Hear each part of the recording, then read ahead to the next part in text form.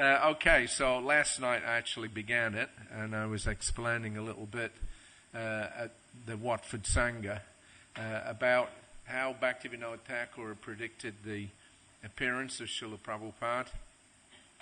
Not by name, not directly, but he said that very shortly a great personality would appear who would take the movement of Lord Chaitanya all over the world and bring people from all over the world back to Mayapur, to the birthplace of Lord Chaitanya. And Prabhupada himself said that it was not a coincidence that he took birth in the same year that Bhaktivinode Thakur sent out the English book, Chaitanya Mahaprabhu, His Life and Precepts, to all the universities around the world. So there was a transcendental plan. Bhaktivinode Thakur, of course, was extremely important in the Vaishnava movement because when he appeared, the Vaishnava religion was considered to be extremely low grade, debauched, and an excuse for sense gratifiers to do all kinds of nonsense things in the name of some kind of religious practice. So he took up the task single-handedly of reverting everything back to the original standard of purity that was found there in Lord Chaitanya's time. And he was very active in that. And he had one son, Srila Bhaktisiddhanta Saraswati, Bimal Prasad, who he trained specifically also to carry on that work. And then, of course, he had a spiritual son, Srila Prabhupada, who continued that work all over the world. So there's that transcendental link. But Bhaktivinode Thakur is particularly prominent in our line because of his activities in separating real religion or real Vaishnavism from the false Vaishnavism. And he was not only preaching the proper standard, but he took it upon himself to point out the faults and defects specifically of different groups that were practicing or appeared to be Vaishnavas at that time, the Apasampradayas, which was a little unusual step to take. In, I guess, Hindu India, it's not done to criticize others. Yeah, everybody says nice. You should only. The mood is that you should only say nice things, and you shouldn't criticize anybody else. But Bhaktivinode Thakur, Bhaktisiddhanta Saraswati Thakur, and Srila Prabhupada were not in that mold. Bhaktivinode Thakur, he began it by actually writing down and distributing literature which pointed out the faulty fake Vaishnav movements, owls, bowls, Saki bakers, Sahajis, etc., etc. He was very open about his criticism of them. And that was a little unusual. Of course, he was a magistrate by profession, and his business as a magistrate was to point out or to actually make a distinction between what was right and what was wrong.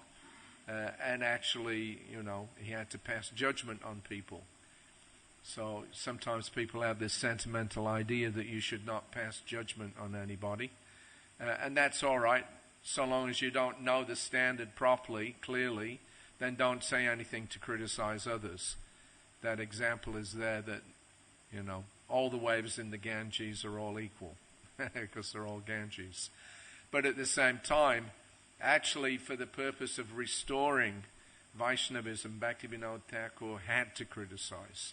He had to go public and he had to show people and tell people why these various groups were off, and then present them, with the proper standard.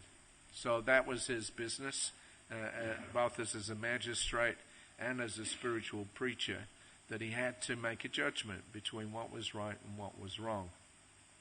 Srila Prabhupada told us one time when we were on a morning walk in Mayapur in 1976 about how his father, he would always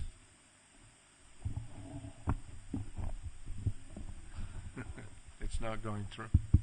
His father would always invite so many sadhus, at least 4 or 5 every day, to his home, and they would take meals with them.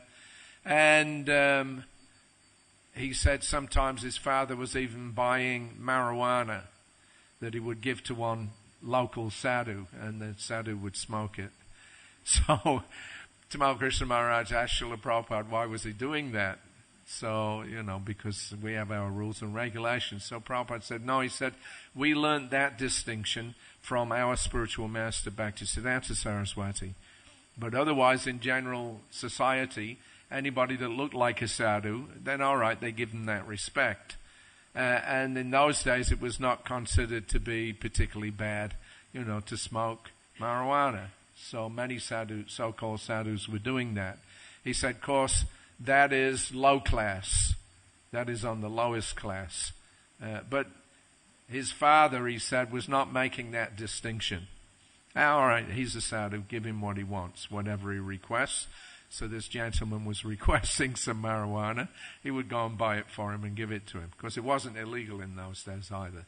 But anyway, the point is that by the time that Srila Prabhupada had come into his early manhood, he had become quite disgusted with the standard of the so-called sadhus, so much so that when his friend, I think it was Lokanath Malik, invited him that there's actually this sadhu that's speaking here in Calcutta. This was in 1922. He's speaking, and he's a very knowledgeable, very learned person. We should go and see him, because Prabhupada was kind of like the leader of his group of friends, and whatever his opinion was, they would take that very seriously. So they had been to see Srila Bhaktisiddhanta Saraswati Thakur, and they were impressed with him, but they wanted to get Abhai's endorsement. They wanted to get his opinion, but he didn't want to go. And he said, I didn't want to go because I had so much experience of these bogus sadhus, fake sadhus, coming and going through my father's house, that I actually had a very low opinion of them. But then they insisted, and they dragged him along. And then, of course, he said that he was very happy after that first meeting with Bhaktisiddhanta Saraswati Thakur at that Altadinga Junction Road house on the roof there. Then he said, I was very impressed. He said, and at that time I accepted Bhaktisiddhanta Saraswati in my heart as my guru. And he said, I formalized that again in 1933 by taking initiation. So, it was a time of change during the appearance of Bhaktivinode Thakur. His activities were very pivotal in restoring Vaishnavism up to its proper standard. In 1887, he was able to identify the real birth site of Chaitanya Mahaprabhu, what we call the Yog Pit now in Mayapur. Previously, there were claims that it was in Navadweep, modern-day Navadweep, but by careful inspection of historical records, Bhaktivinode Thakur was able to establish that that city was of not more than 100 years old. So it could not have been the place where Chaitanya Mahaprabhu had appeared. And then by, inquiry and painstaking investigation, finally they came to this place where there were all these tulsi plants growing, and where the local Muslims, who were the main landholders in that area, would not go. They always said that there was something strange about the place, unusual things would happen, and they didn't like to go there. And so Bhaktivinode Thakur, he heard about that place. When he went there, he became convinced this is the place of Chaitanya Mahaprabhu's birth. And just to get a confirmation, he then took Srila Jagannath Das Babaji there. At that time, he was about 120 years old. He was considered the foremost Vaishnav in that area. And they had to carry him there in a basket because he was so, his body was so old and crippled. We've seen that picture of him hunched over. So he couldn't really walk even. But when he was brought to the site, as soon as he saw it, he leapt out of the basket and began dancing in ecstasy, jumping up and down. So that was a confirmation. So Bhaktivinode Thakur then was very instrumental in giving us what we call the Krishna consciousness movement in the form of ISKCON nowadays. And Srila Bhaktisiddhanta Saraswati Thakur, of course, played a major role in formalizing the teachings of Bhaktivinoda Thakur and organizing the preaching.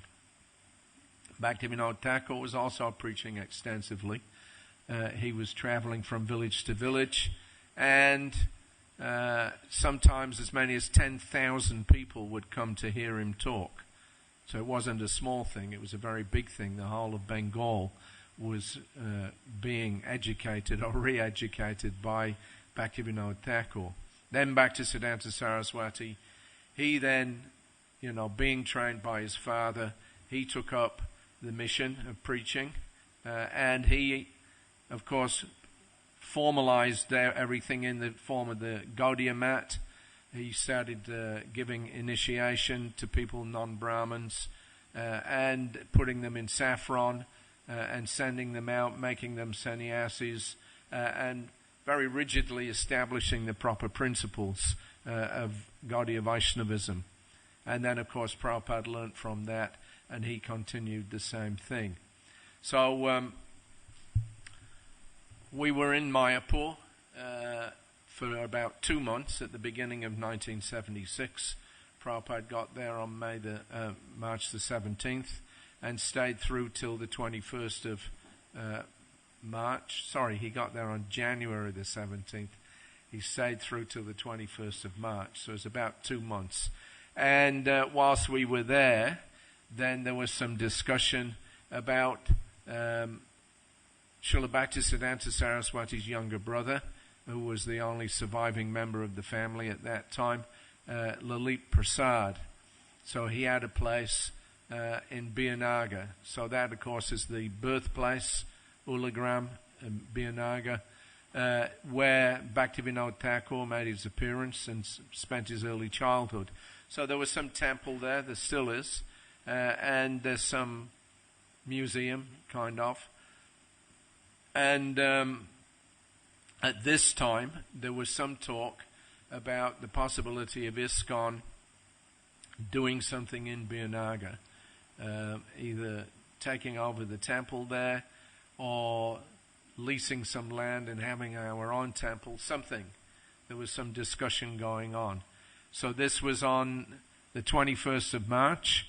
It was Prabhupada's final day in Mayapur. So Jayapataka Maharaj was instructed during the walk to arrange a meeting with Srila Lalit Prasad Thakur, the only remaining brother of Srila Prabhupada's Guru Maharaj, Srila Bhaktisiddhanta Saraswati. Prabhupada wants to meet him on his way into Calcutta tomorrow. Apparently, Srila Bhaktisiddhanta Saraswati has some difference of opinion with Lalit Prasad. Lalit Prasad is a Babaji, a member of a class of reclusive devotees who remain aloof from the general population and simply chant the Maha Mantra. His brother, on the other hand, was a sannyasi, an active preacher who created a large movement and attracted much opposition in the process.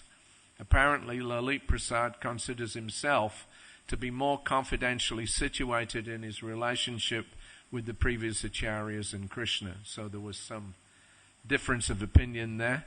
And Lalit Prasad was the leader of a group of Babajis there who didn't like what Bhaktisiddhanta Saraswati had done in forming the Gaudiya Mat and going out, actively pushing Krishna consciousness and establishing so many temples. They thought that it was un-Vaishnav because, of course, Bhaktisiddhanta Saraswati had created huge amounts of controversy in what he was doing. So much so that at one point there was an active plot to kill him. Some money had been paid to the police, local police, to not say anything. But because they knew that he was a great saintly person, the police chief came to see him and he told him that you should be careful. These Babajis, not these Babajis, but others, they're paying some money, 25,000 rupees, which was a huge amount of money in those days, to get rid of you, so you just be warned. And there were occasions when they had gone to meetings when people, Gundas, had come. They were throwing stones at one point at one meeting. Sridhar Swami, Prabhupada's godbrother, Bhaktisiddhanta Saraswati's disciple, had actually taken the dress of a sannyasi and appeared before the crowd to fool them into thinking that he was Bhaktisiddhanta Saraswati, and in the meantime Bhaktisiddhanta Saraswati was smuggled out the back because there were agitators in the crowd and they were throwing stones and generally causing a disturbance. And then what to speak about when they went to Vrindavan and he started the Vrindavan Braj Mandala Parikrama. Many places that they went on the route, the villagers wouldn't accept them. They shut their doors, they shut up all the shops, they wouldn't sell them anything. Again, sometimes they were pelted with stones, etc. So it was very controversial what he was doing. And but he was very determined. He knew the proper standard. Most of the opposition was from the smarter Brahmins, because Bhaktisiddhanta Saraswati was giving initiation, Brahmin initiation, to people that were not born in Brahmin families. So they felt that that was destroying the Hindu culture. So he became like an enemy to many people. Very controversial, but he also was very strong and powerful. And he would openly criticize various personalities. One time he got in a conflict with Rabindranath Tagore. He was criticizing him just around the time when he'd been given the Nobel Prize for Literature. He was like the national hero. Bhaktisiddhanta was criticizing him. So that way he was very fearless. He took that, of course, from Bhaktivinode Thakur. Bhaktivinode Thakur was also very fearless, as I mentioned. He openly, in writing, criticized various groups of so-called Vaishnavas. When there were, this disturbance from this Bhishikena, this fake incarnation of Lord Vishnu, he had no hesitation in going there and arresting him, etc. So it's kind of like in our line. If you want to preach, you have to take risks. You have to, undergo a certain amount of criticism. Not everybody's going to like it. But if you actually know the standard, then you have to push on and stick with it. So Bhaktisiddhanta was doing that, but his brother Lalit Prasad was not very happy about that. He thought that he was too controversial. The Babajis didn't like, this preaching mission. They thought you just chant Hare Krishna privately, you stay in your place in the dhams, and you don't disturb anybody. So that conflict was going on there. In 1972, actually, because I'm now referring to 76 when I was with Prabhupada, but in 1972, when ISKCON had just was getting off the ground in India, some of the devotees, Shyamasundar, Gurudas, Achyutananda, they'd been to Birnagar, and they had seen many of the original manuscripts of Bhaktivinode Thakur were there in that Birnagar temple, and they were kind of rotting away. They were deteriorating, not being looked after. And when Prabhupada heard that, he had instructed Yadabara to immediately go there and photograph as many of the manuscripts as possible. He said, so that future generations can see the actual handwriting of such great saintly persons. So they had gone there for about a week. Lalit Prasad had given some materials of his own to the devotees, and initially Prabhupada said, all right, send that to the BBT and we'll see about publishing it. But then when they started reading it, it was critical of Bhaktisiddhanta Saraswati, some parts. So then Prabhupada said, all right, now you keep that aside, you don't distribute this. So there was this kind of, agitation was there between his camp and ISKCON, and also the Gaudiya Math. They're not very favorable to the Gaudiya Math. So in this way then, that was in 72. Still, by 1976, there was some discussion with, this group that were there.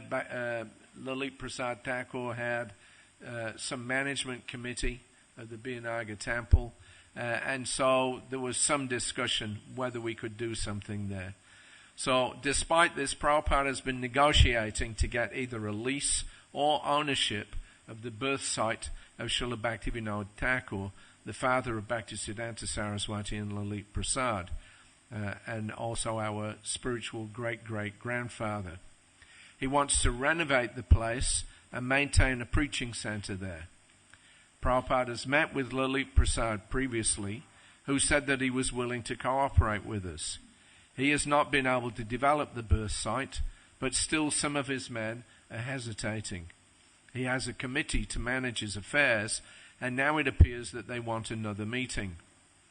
So without raking up the controversial points, Prabhupada made a few observations by which we could understand the actual symptoms of confidential service.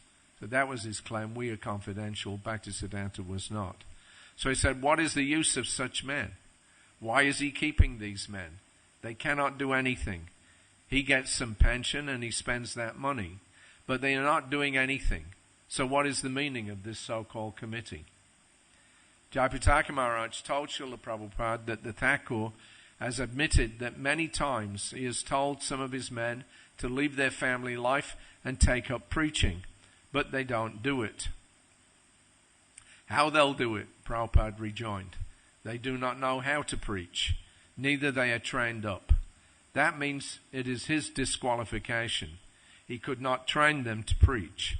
Even Chaitanya Mahaprabhu, he was training Haridas Thakur, Nityananda, go there, preach there, do that. And my Guru Maharaj was also doing that. But this Lalit Prasad, he has no such power. He cannot do it. He simply talks that he is a very confidential devotee, that's all. But he cannot preach. Otherwise, Prabhupada developed this Mayapur, but he could not do anything. That means that he has no such power. He should have developed that place, Jayapataka Maharaj ventured, meaning Birnagar. Yes, Prabhupada said. He simply talks a big work. In the beginning, Prabhupada had no committee, nothing of the sort. But that he'll not admit, that he has no power to do so. He simply thinks that he is a very confidential son of Bhaktivinode Thakur. So that was on the 21st. Jayapataka Maharaj made the arrangement, and on the 22nd, the next day, on the way to Calcutta, then we did in fact go to Birnagar.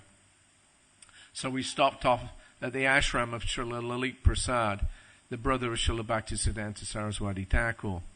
As the last remaining son of Bhaktivinode Thakur, he is very old. His ashram consists of a small temple and a few red brick dwellings, none of which are well maintained. Prabhupada talked for some time with him and some of his management committee. They discussed the plans that he has for development of Bhaktivinode Thakur's birth site, but nothing conclusive was arrived at in regard to their giving us some land or even a lease on the property. So we all took prasadam before leaving. Prabhupada with Lalit Prasad, and we disciples with the local devotees of the ashram up on the open roof. Jayapataka Maharaj, eager as ever to preach and advertise ISKCON's worldwide missionary activities, told a group of our hosts about our preaching in the West. They were all eager to hear, and Maharaj tried to impress upon them the great need for Krishna consciousness in all the countries of the world. He told them of a law that had recently been passed in Sweden, which made it no longer illegal for members of the same family to have sex with each other. He said that they are becoming increasingly degraded, and only Lord Chaitanya's movement can save them. The simple Bengali Vaishnavas were all shocked to hear such things. They were very appreciative of Prabhupada's preaching and his Western disciples. After an hour or so we departed, but nothing was positively decided. So that was it. That's how things remained. Later on they became more disinclined after Lalit Prasad Thakur's passing. Then it became almost impossible to deal with these people. And even to this day, they're not at all inclined to the Gaudiya members or to ISKCON members. If you go there, they're a bit standoffish. although we have done some work there. Prabhupada set up in 1977, in October, the Bhaktivedanta Swami Charity Trust, and that was a special trust. He put some of his godbrothers on the board of that trust, and the idea was that he put aside a certain amount of money, which the interest of which would be spent every year on renovation projects or new projects, especially in the West Bengal area. So the BSCT, as it's called, every year they have a certain amount, not much, but a certain amount of money, and they take applications from temples here and there, and they help them in different ways. So like Sridhar Maharaj, Prabhupada's godbrother, the BSCT built some extension on his Nat Mandir. At the beginning of this year, we had gone up to Bharatpur, where the Shripat of Gadadhar Pandit is, and in the early 1990s, the BSCT had gone there, and they built them a Nat Mandir also, just in the front of their temple. So we do that kind of work, and some work has been done by Prabhupada's Charity Trust at Biyanagar. They help them with some renovation work. But despite that, they're still not very favorable and are a little difficult to deal with. There's some other things that's going on there, but I won't say that in public. Just in connection with our library. Because we have now, in Calcutta, we've got the Bhaktivedanta Research Center. I was showing the other day, well, last year I showed it here, but we actually found in that collection that we got from Sundarananda Vijayavinod, who was a leading literary disciple of Bhaktisiddhanta Saraswati, we got his original collection of about 2,500 books. That was the original library, actually, of the Bag Bazaar Gaudiya Mat in Calcutta. And virtually speaking, it's the personal library of Bhaktisiddhanta Saraswati Thakur. So somehow that came into our hands, and we're looking after it. And we actually have a few samples of Bhaktivinode Thakur's actual handwriting, some small samples, and even we have an 8-page handwritten calculation of the horoscope of Lalit Prasad Thakur, written by his father, Bhaktivinode Thakur. So we have some interesting stuff there. And we are working on trying to get into Biyanagar and at least photograph all of the manuscripts that are there before it's too late. Because even the stuff that we have is now deteriorating very rapidly. And so, it's critical that we do something. Anyway, we'll work on that one as we go along, but there is something going on. And there's a couple of our devotees that privately, they made some contact with Bhaktivinode Thakur's family. He, of course, left his body in the family house there in Calcutta. And that place, then, a couple of devotees are helping to help the family to renovate it and keep it in good order. So we're making some bridges, and we'll see what happens. Okay, so another angle on Bhaktivinode Thakur. Prabhupada was very fond of quoting various songs of his, so those came up a few times. There was one or two songs that he particularly quoted, but we'll have a look at that now. So on October the 29th, 1976, Prabhupada was in Vrindavan.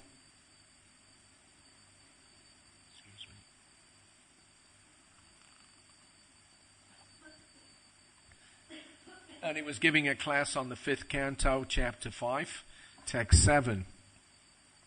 So he said, ultimately we have to realize that working for individual self-interest offers no satisfaction. He alluded to a significant event in his own life that had helped him to turn fully towards spiritual pursuit. He said, as soon as you see that it is all useless, sahasa vipaschit, then that is actual enlightenment. As soon as we find, by the guidance of a bona fide spiritual master, by the guidance of Krishna personally, as soon as we come to this understanding that we are simply wasting our time, Shrava eva hi kevalam. So, when in the beginning, when I understood one song of Bhaktivinode Thakur, Maya Jali Bade Hoye Acho Miche Kajloye. Whoever's a Bengali here, please excuse my pronunciation. It must sound awful. But Bhaktivinode Thakur says, many times he has said, Maya Boshe Jacho Beshi Kacho Habu Dubu Bhai. Jeev Krishna Das E Vishvash Kole Torah Dukonai. Oh brothers, needlessly under the control of Maya, you suffer and are carried away by her waves, sometimes floating, sometimes sinking in this ocean of illusion. If you have this faith that the soul is the eternal servant of Krishna, then there'll be no more misery. That's the translation. So Prabhupada said that was a turning point in his life when he understood that quote, or that song of Bhaktivinode Thakur. He said, very instructive. Bhaktivinode Thakur's songs, very instructive and simple. So Prabhupada had a lot of appreciation personally. It helped him a lot. So one of the quotes that he would often bring up in reference to Babajis, or the so-called Babajis in Vrindavan, Eta Eka Kali Chela, Nake Tilak Gale Mala. We'll explain that, you know, if you're a Bengali. But when Prabhupada set up Krishna Balaram Mandir and opened it, one of the strict rules for all the inhabitants of the Krishna Balaram Mandir was that you cannot go outside for hearing from the Babajis. Prabhupada strictly forbade it. He made sure that, you know, we had our own program, and he wanted that strictly followed. Nowadays it's become a popular thing, but Prabhupada didn't like it, and the reason why was because these so-called Babajis, many of them, not saying every Babaji in Vrindavan is bogus, but many of them are. And Prabhupada was very critical of them. As he said, so-called Goswamis, Sadhus, Mahatmas, Babajis. He said, you take the whole of them together, they have not advanced Lord Chaitanya's movement 1 inch. He said, they criticize us, but we are spreading all over the world. Again, it was that same thing. You know, the mood is that we are confidential. We are, you know, on the inner circle of Lord Chaitanya's entourage. We chant 64 rounds. These ISKCON people, they're all bogus. You know, or rather, they're preaching, so they're on a lower level. That was the criticism. So Prabhupada naturally advises not to associate with such persons. And actually that advice was not just coming from Prabhupada. It was not just coming from Bhaktisiddhanta Saraswati, who also was very critical. They had a place, it's still there. Bhaktivinode Thakur had a house in Radhakund. Bhaktisiddhanta Saraswati used to stay there sometimes. And Prabhupada visited with his spiritual master in 1935 for about 10 or 12 days at that place. So when Bhaktisiddhanta Saraswati had come to Radhakund, the news went out, oh, you know, Bhaktisiddhanta Saraswati has come, he's going to be speaking. So initially, so many of the local Babajis and Sadhus were coming, but he started speaking on the Upanishads. So as soon as they saw he's speaking on Upanishads, he's not speaking on Radha Krishna Leela, this and that, they stopped coming. They didn't want to hear about the Upanishads because they consider it's lower or external or something like that. So therefore, Bhaktisiddhanta Saraswati said they're not Radhakund Babajis, they are Narakakund Babajis. Narakakund means hell. So, you know, there is this, you know, difference between the preachers and many of these so-called Babajis. And Bhaktivinode Thakur was the one who started to criticize them. He's the one who put it in writing. And this one song was often quoted by Srila Prabhupada. So this was March the 25th, 1976. for his morning exercise. This was in New Delhi, actually. Prabhupada was in between the Mayapur leg of the festival and the Vrindavan leg, and we did a few programs in New Delhi. So for his morning exercise, Prabhupada took an easy walk up and down the grass reserve of the front street. He was staying at that time at Lakshman Agarwal's house in Chanakyapuri. So he answered questions from his small band of listeners: Gurudas Swami, Atreya Rishi, Chayavana, Pushta Krishna, Gopal Krishna, Yadabara, and myself. Yadabara queried why devotees get sick if sickness is a punishment for those who violate God's laws. Prabhupada's answer was frank. Devotees, to become a devotee is not so cheap a thing. You don't think that because you have got tilak that you have now become a devotee. Why do you think like that? Bhaktivinode Thakur, he has sung, Eta eka kalia chala nake tilak gale mala. Here is another follower of Kali. Why is he? He's got tilak and mala. But sahaj bhajan kachan mamu sangalai padawala eta eke kali chala. He is worshipping, doing his bhajan, and taking another man's wife. Here is a servant of Kali. Simply he has changed his dress with tilak and mala. So Bhaktivinode Thakur has said. So he looks like a Vaishnava. He's got tilak, kunti mala, he's got beads, he's chanting, but actually is a follower of Kali. If you take tilak and mala and do all nonsense things, then you are not a devotee. You are a Kali Chala. To become a devotee is not so easy a thing. Atreya Rishi added, devotee means perfect. Oh yes, certainly, Prabhupada said. Devotee means that he is above the material laws. That is a devotee. Brahma Bhuyeya Kalpate. He is on the Brahman stage. So that is a devotee. That means sahaja. That because I have got tilak and mala, I have become a devotee. This kind of cheating will not do. So, again, similarly, later in the year, Prabhupada had been on a world tour. He came back in mid-August, and by early September, he returned to Vrindavan. At that time, there was something going on with one of Prabhupada's former servants. He had been associating with some so-called Babajis in Govardhan and become thoroughly poisoned. And he, at this point, disappeared. Nobody had seen him for several weeks. Then, not long after the comment that I'm going to make now, he sent a letter to Srila Prabhupada criticizing Prabhupada personally, criticizing Bhaktisiddhanta Saraswati, condemning the standards in ISKCON, and he was making this comment that if you really want to be a confidential servant of Lord Chaitanya, you have to chant 64 rounds. That was his big thing that he was preaching. And because we don't chant 64 rounds, then we're not confidential. And then, therefore, Prabhupada made that comment.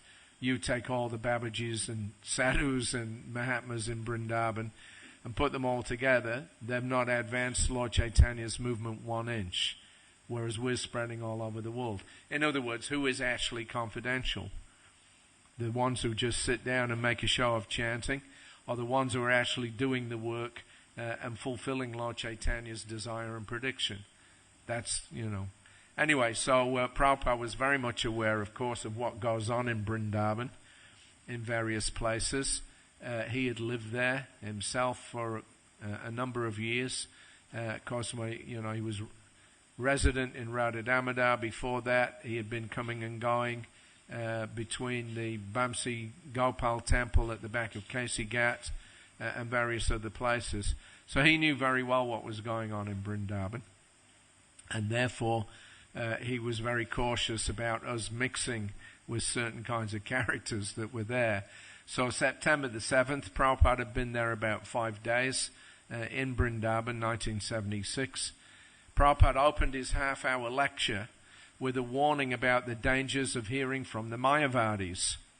He condemned their idea that the Bhagavatam was written by Bopadev, and he said that even Shankaracharya could not comment on the holy text.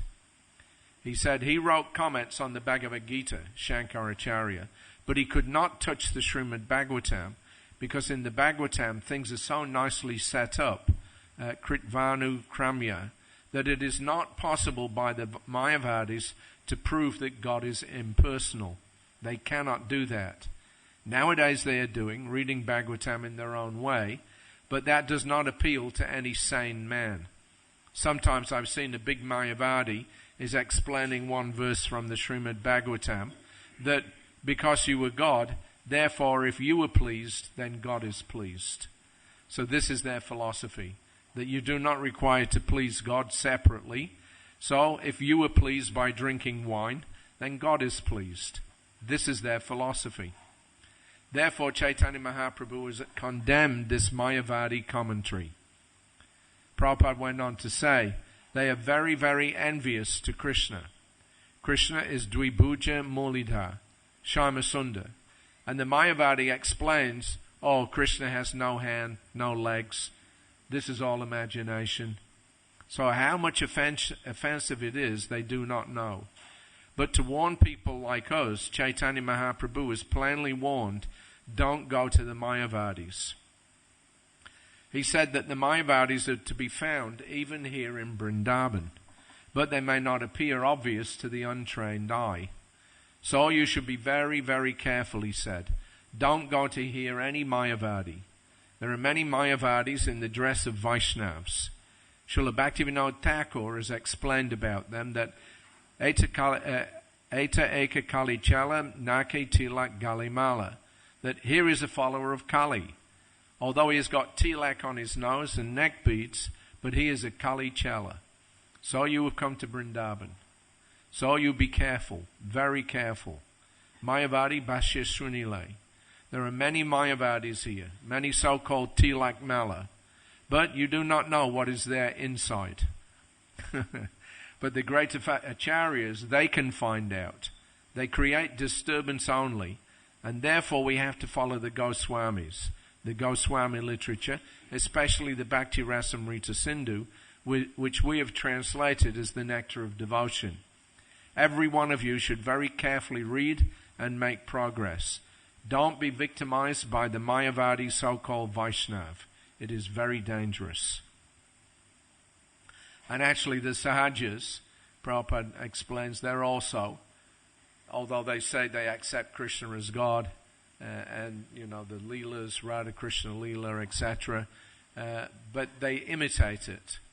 And in that way, Prabhupada said that they're actually Mayavadi also, although they appear to accept Krishna as supreme, but in imitating Krishna's Leelas, so-called Parakiya Bhajan Leela, they make a mockery of the whole thing, and they actually again try to utilize Krishna for their own sense gratification, or to justify their sense gratification. That is also Mayavadi. Yeah. It's not until you come to the devotional platform and you actually surrender to Krishna and serve him that you actually get the proper understanding. Otherwise, the Sahajas are also tainted by Mayavad philosophy. So that was on the 7th. 2 days later, September the 9th, Prabhupada was Prabhupada was taking his massage. So he's been taking his massage in his bedroom because the sun is still a little too strong for him to be exposed to it for an hour and a half. During today's massage, he talked more about the householders and women and children who were being attracted to come and stay here at Krishna Balaram Mandir. It was a problem because there was actually no facility for the ladies with children, and so they'd put them into the guest house, and the kids were running around because they had nowhere else to go. They were running around the guest house and making a racket all day, and Prabhupada was complaining that now how will any guest become attracted to come and stay with us with all these kids running around and making such a disturbance. So he was trying to solve this problem of what to do with the women and children. So he stressed the purity of living in Vrindavan, that it is actually meant for renunciation and not for increasing our material propensities. he said that actually Vrindavan is not meant for householders. It is for the sannyasis, brahmacharis and vanaprasthas, he said. It is meant for retirement from material activity. It is not an ordinary place. But they are coming and thinking, oh, Vrindavan is so nice, and simply eating and having sex. Actually, all sex life is a great offense in Vrindavan. It is not a place for increasing the family. Even so, if they do come, they must work. Not that the sannyasis go out and beg and support the householders. This is very wrong. Householder means he must work. He must work harder than the others to earn a livelihood and give at least 50% to the temple also. He also spoke about the false renunciates, the many false renunciates wandering Vrindavan's sacred precincts. He said, they live in the forest naked, renounced, eating fruits, but debauchee number one. Marakata Vairagya, monkey renunciates. There are so many Vairagis, so Marakata, monkeys. Bhaktivinode Thakur has said, Eta Kali Chela, here is a disciple of Kali. Nake tilak gale mala. But he's got tilak on the forehead and neck beads on the neck. But he is a Kali Chela, a number one disciple of Kali. So you know this song, Kali Chala? He gave a little chuckle as he cautioned us not to broadcast the fate of such persons, lest it got us into trouble. Because previously, Prabhupada had made some comments about the so-called Goswamis in Vrindavan and how they, engage in all nonsense activities, and then in their next lives they take birth as dogs and hogs in Vrindavan. So that was printed in the Back to Godhead, and then somehow or another that was distributed in Vrindavan, and it went into the hands of some of the Goswamis in the big temples there, and they became very angry. And they came to see Prabhupada and demanded that it be withdrawn, but Prabhupada wouldn't back off. But as he said there, he said, don't advertise. But he said, at least you should know that this is the position. He said, but it was a fact that those who live in Vrindavan behave like monkeys will take their next birth as monkeys. Then, next life after that, they will be liberated. In one life, all their sinful activities will be punished, because as soon as this animal life is obtained, then there is no further record of sinful life. The animals cannot make sinful activities more than what is destined by him. But their sinful activity is also not taken into account. So for this man who is offered this monkey's body, he suffers the inconvenience of monkey life. So his sinful activities are counteracted, and because he came to Vrindavan and lived in Vrindavan by the mercy of Radharani, then in the next life he's liberated. So this is the glory of Vrindavan Dham. Otherwise, what is the explanation of these dogs and hogs and monkeys in Vrindavan? It is due to Dham Aparad, committing offense in the Dham. As Dham Bhajan, if one undergoes devotional service out of Vrindavan, and if one executes devotional service in Vrindavan, that is 100 times better. Similarly, Dham Aparad also.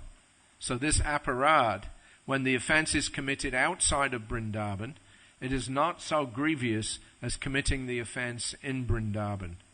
Dham Aparad. So the punishment is there, but the reward is also there. So one life, then it makes it all pardoned. Tate nukampam shushamikshemano bunjana evatma kritam vipakam. Therefore, a devotee in a reverse condition of life, he understands, I am being punished, little punished, for my previous mischievous activities. So now I am becoming liberated. So he becomes more enthused to worship the Lord, that you were finishing my sinful reaction of life with slight punishment. Thank you very much. So this is a devotee. Tate nukampam shushamikshemana. So, a nice observation there. Prabhupada's explaining that because they're in the Dham, they make so many offenses. So in the next life, they have to take a horrible birth as a dog or a hog or a turtle or whatever it is. But they stay in the Dham. And in that one lifetime, then all of their sinful activity is finished up. They get purified because they're in the Dham. And then when they finish that birth, then they go back to Godhead. So they get punished for one lifetime. But as Prabhupada told us, don't take the risk. We had one devotee, his name was Prahlad Rakshasadas. He was from Ireland. I haven't seen him for many, many years. But I remember he had one dispute with Dhananjaya, who was the temple president in the early days when the temple first opened. And Dhananjaya was getting on his case because he was having problems. He wasn't following properly and he wasn't doing his service properly. And he made a comment that he said, it's just too much. It's too difficult to keep up these strict standards. And I think Dhananjaya made some comment that, if you break the principles, then you may become a dog or something in your next life. Prabhupada's warned. So he said, good. He said, I'd like to become a dog in my next life. He said, because that way then I don't have to do anything and then I'll go back to Godhead. So then Dhananjaya told him, yes, but what is the guarantee that you'll take birth as a dog in Vrindavan? What if you take birth as a dog in Delhi? Then what will you do? So he was thinking like that. I'm in Vrindavan. It's too difficult to follow the principles. It doesn't matter because Prabhupada said in your next life you'll take birth as a monkey or a dog. And then after that one lifetime, then you'll go back to Godhead. So you don't have to try, right? You don't have to control your senses. You just, do all nonsense. Take birth in Vrindavan in some lower species. Again, you can do whatever you like, whatever's allowed you.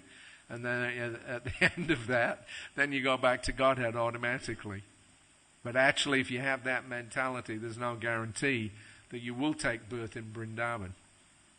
Yeah, you may be. That's for those devotees who somehow or another they do some abominable activities, but, they're not intentionally taking advantage of that.